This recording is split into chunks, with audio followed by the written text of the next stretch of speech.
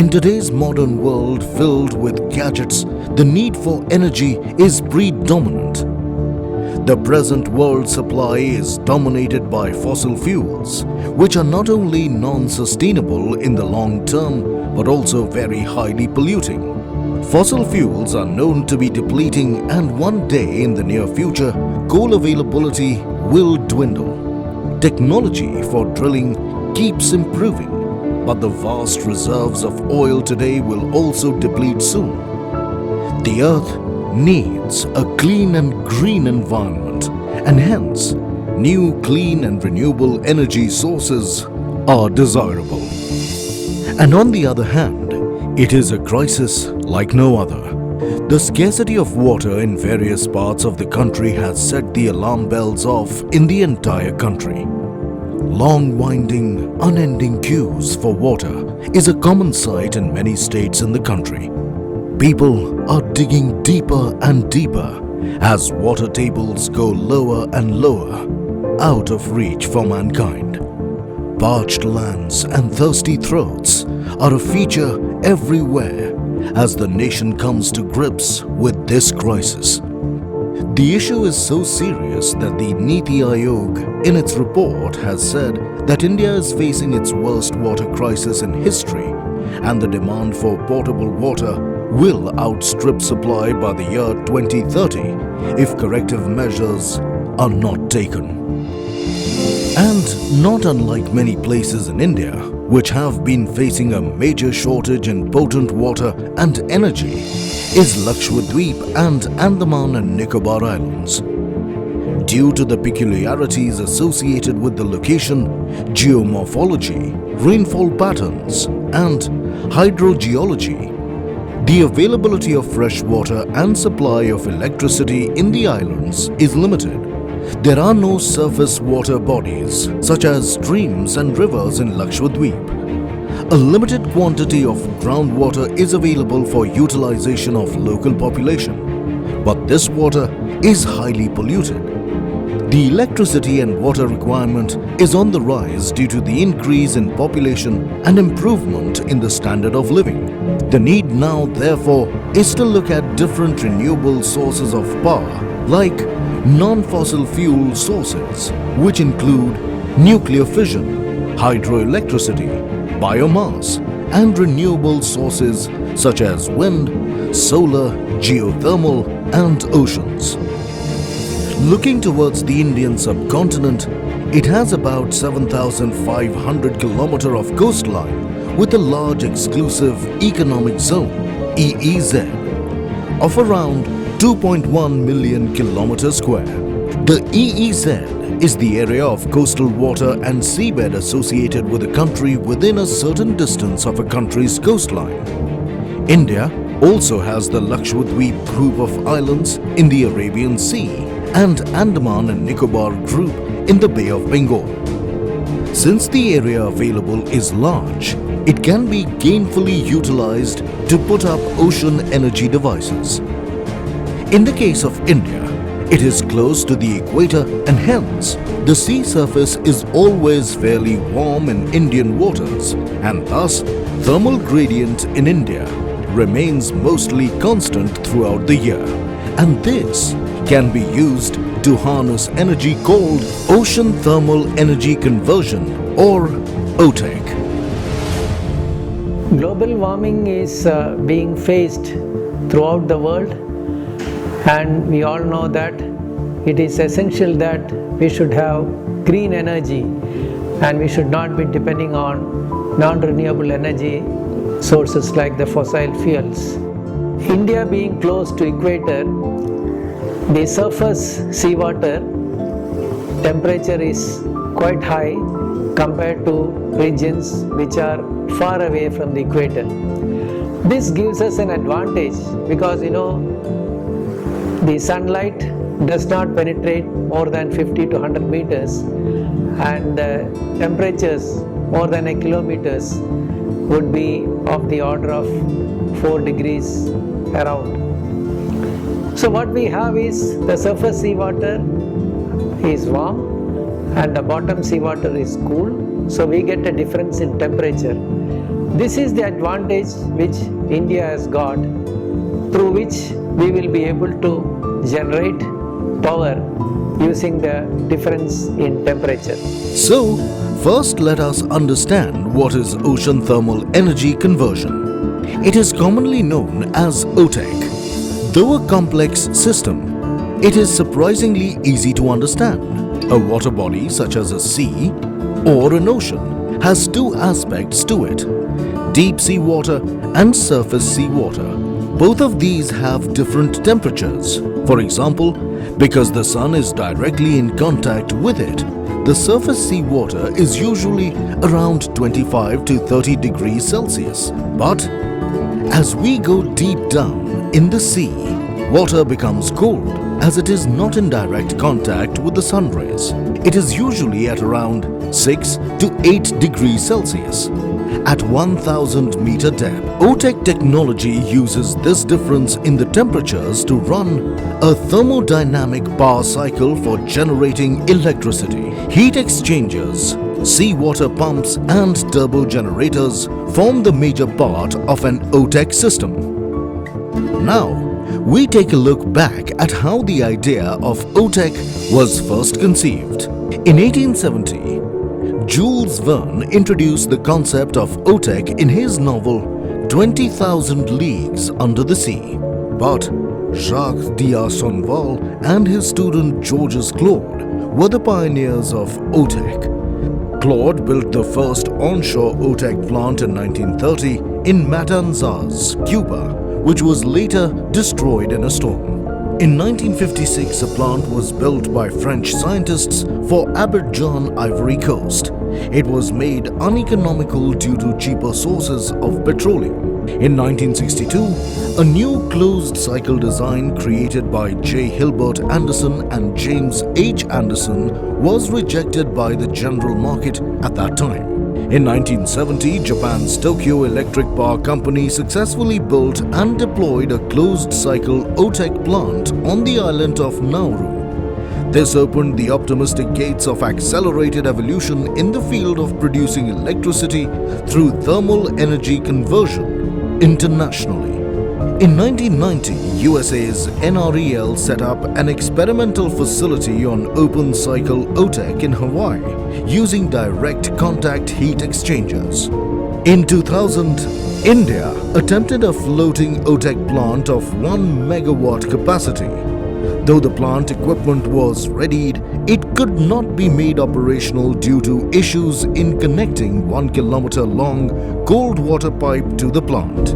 But there is more to OTEC that we need to understand. It has many different systems of generating electricity, but mainly two: closed cycle and open cycle.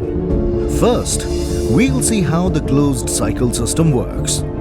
Closed cycle system uses fluid with a low boiling point, such as ammonia, having a boiling point around minus 33 degrees Celsius at atmospheric pressure, to power a turbine to generate electricity. Warm surface seawater is pumped through a heat exchanger to vaporize the fluid. The expanding vapor turns the turbo generator.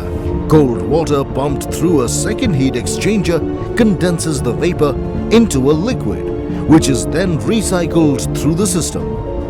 And second, we talk about how open cycle system operates.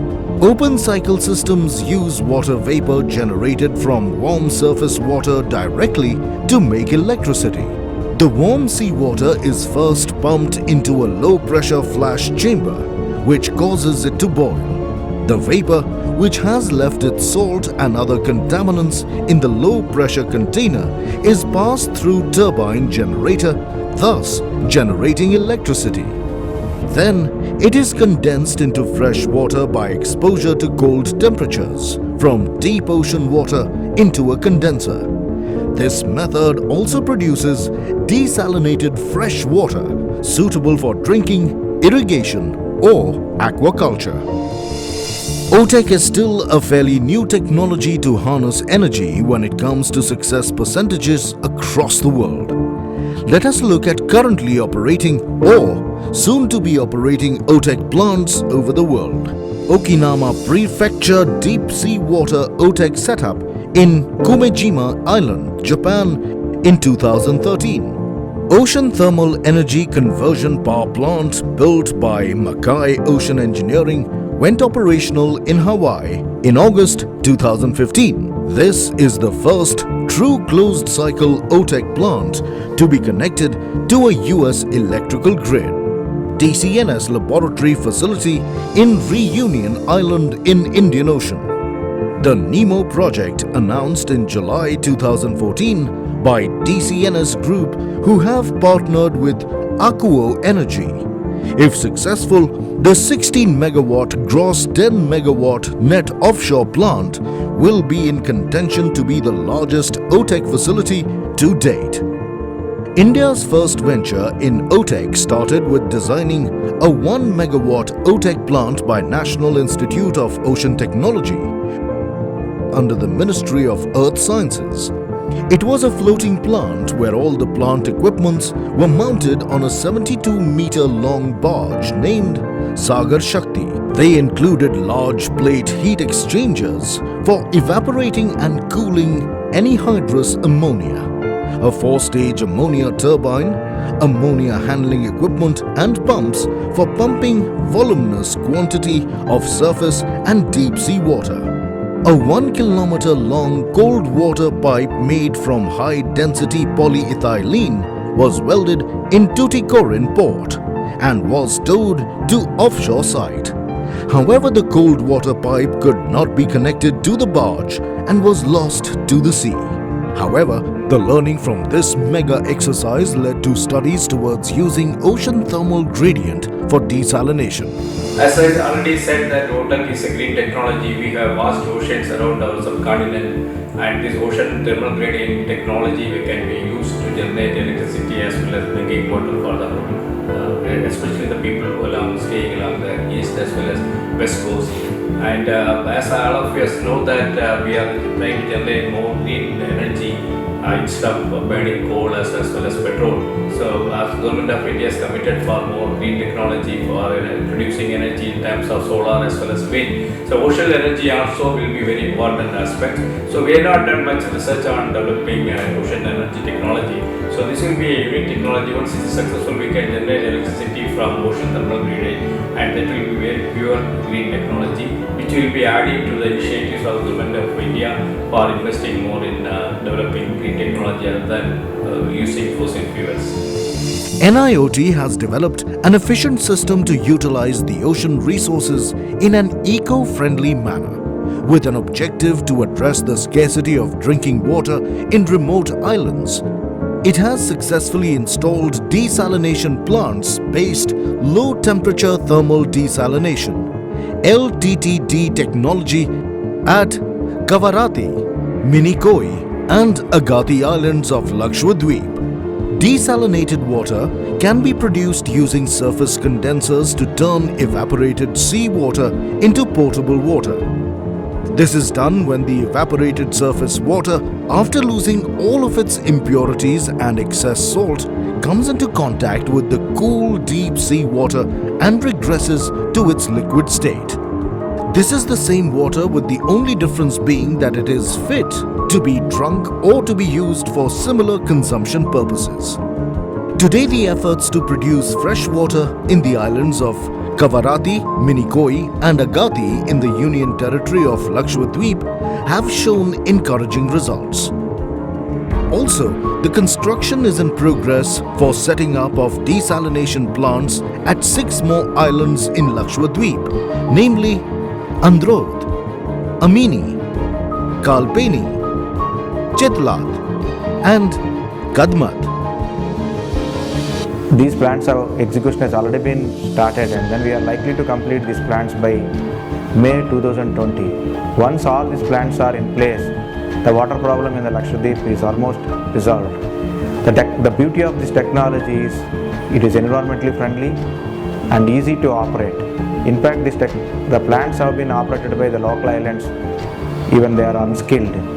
Once these plants have been established in Lakshadweep, the same technology can be extended into other parts of the Arabian Sea like Maldives, Mauritius and Seychelles. And it is also can be extended to other islands of Pacific Ocean. From the time that the low temperature thermal desalination or LTTD plant has been set up in Lakshadweep in 2005, many of the problems that the locals as well as the tourists had been facing have been greatly reduced or eliminated. One of the major issues in Lakshadweep was availability of safe drinking water. After NIOT, there is a huge shift which I have seen personally.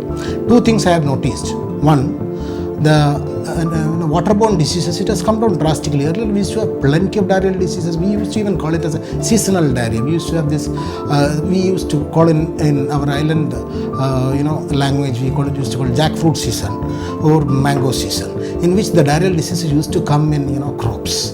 This has almost disappeared in Kavaratti. I have not seen many cases for the last few years. And another interesting point which I have noticed is the incidence of renal stones has come down also markedly. We used to have plenty of renal stones. Like every other day, you used to get a call from the hospital with a loin to groin pain, patient coming with perfuse setting, then ending up in hematuria and all, and we used to pick up stones by ultrasound. Now the incidence is coming out rapidly. When I take the history of these patients, what interesting point I asked them whether what kind of water do you drink? You drink the road water. That is the way we used to address this NIOD water. Road water, yes.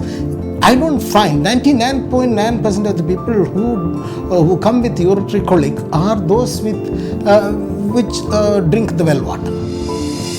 Before 2005, we had lots of problems with the drinking water because we have only two sources, that is groundwater and rainwater. We know in Lakshadweep, in Kavaratti, we are facing the problem of drinking water because we are getting salty water from the ground. So by the coming of NIOT, the desalination plant only, gradually we reduce the problem of drinking water. Today we are getting the water for drinking by NIOT. Before getting a desalination connection in Lakshadweep, people were faced very difficulties to get water to drink and for cooking. After getting the NIOT connections, we are getting fresh water for cooking. NIOT's LTTD technology has now taken care of that. With the emergence of fresh drinking water, the spirits and the productivity of the island as a whole has greatly improved. As a result of these efforts, Lakshadweep is now more of a tourist attraction and can attract a rather considerable amount of revenue for the country. NIOT आने से हमारे पीने का पानी और खाना पकाने का पानी से हमको दिक्कत थी पहले, अभी तो वो तो सॉल्व हो गई। इसलिए तो अभी ज़्यादा NIOT के ज़रिए से हम लोग हमारा ये पूरा कवरती अभी कवर हो गई है NIOT के पानी से, इसलिए तो हमारा बच्चे और हम लोग अच्छा पानी पी सकते हैं NIOT के ज़रिए से। आई एम रसीना, मैं कवरती में रहती हूँ, हमारी दुकान है। पहले ड्रिंकिंग और कुकिंग वाटर के लिए बहुत सारी प्रॉब्लम था, अभी NIOT आने के बाद हमारी बहुत सारी प्रॉब्लम तो सॉल्व हो गए। Yes, now we are getting good fresh water for cooking and drinking. Now we are so happy. NIOT also set up energy and desalination laboratory in NIOT campus in Pallikaranai, Chennai. Research on open cycle OTEC, closed cycle OTEC and thermal desalination is being conducted in this laboratory. All process equipment in laboratory, including the turbines for open and closed cycle OTEC, are being indigenously designed by scientists of NIOT. This test facility is equipped with state-of-the-art instrumentation and data acquisition system. The facility will prove to be an asset in development of OTEC and desalination technologies in India. The National Institute of Ocean Technology, NIOT in Chennai, has developed something that could, in fact, hold a key to the vexed problem of fresh water and energy scarcity in the years to come. NIOT is going back to the drawing board, and we are now going to use OTEC to power desalination again in the island of Kavaratti. So the result is going to be a first ever plant which makes power from the thermal gradient in the ocean, simultaneously powering desalination, which makes it a clean and green and sustainable plant, a model for the future. In this plant, the power will be made using the open cycle of the OTEC process, wherein no ammonia or any working fluid is being used. It is just the water vapor. So this will run a turbine, and the cold water will be continuously pumped up from a very long pipe. So there are two very major challenges in this new project that NIOT is taking up. One is the indigenous development of this turbine, and the second is the deployment of an extremely long cold water pipe which has to pump very cold water from nearly 1000 meters of water depth. This combined or hybrid plant can pave the way to scaled up plants which can be offshore and which can serve the needs of the mainland. While OTEC continues to be a baseload power, combining it with desalination has advantages of power generation and water together throughout the year, and continuous supply which can be really useful for the densely populated coastal regions of India. India's new venture of setting up this OTEC plant at Kavaratti, when successful, will put India on the grid among other thermal energy harnessing countries. It will be India's first and the world's one of only few operational OTEC plants. NIOT's experiments at the islands of Lakshadweep of providing fresh water from the salty ocean water is an indicator that in future the water woes of the country might be addressed effectively, at least along the coastline of the country. And with the potential OTEC plant setup, the energy shortage concerns will not only be solved, but also bring forth an increase in the productivity and hence the revenue of the country. We should finally be able to dream of India with its phenomenal resources, where no valuable molecule ever goes waste.